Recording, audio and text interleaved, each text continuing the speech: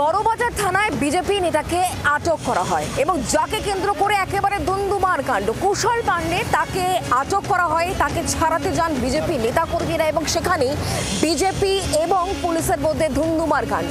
সজল ঘোষের নেতৃত্বে থানা ঘেরাও করা হয়। 7 ঘন্টা পর বিজেপি নেতাকে ছাড়া হয়েছে।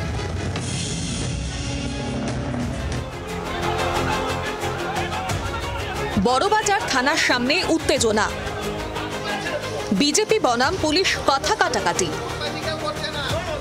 উত্তর কলকাতার বিজেপির জেলা সম্পাদক কুশল পান্ডেকে আটক করে পুলিশ। বিজেপি নেতাকে ছাড়তে থানার সামনে সজল ঘোষের নেতৃত্বে জড়ো হয় বিজেপি কর্মীরা। চলে উত্তপ্ত বাকবিতণ্ডা।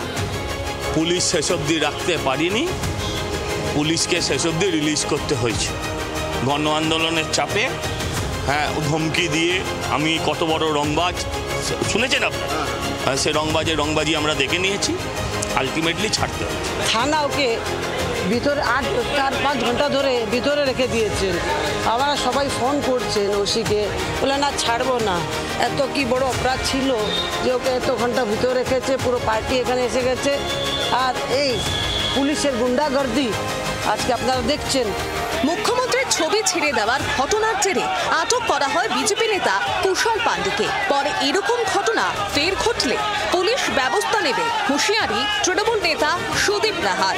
পুলিশ সহমত দেখিয়েছে, পুলিশ শান্ত থেকেছে এবং আগামী দিনেও বিজেপি নেতাদের জেনে রাখা উচিত যে যদি মুখ্যমন্ত্রীর প্রতি কোনো রকম কুরুচিকর আক্রমণ এবং এরকম ছবি ফ্লেক্স ছেঁড়ার ঘটনা ঘটে, প্রশাসন কিন্তু প্রশাসনের মতো করে ব্যবস্থা নেবে।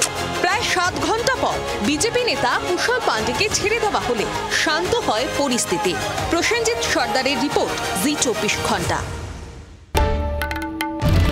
বাংলার আওয়াজ, বাঙালির আবেগ, জি 24 ঘন্টা।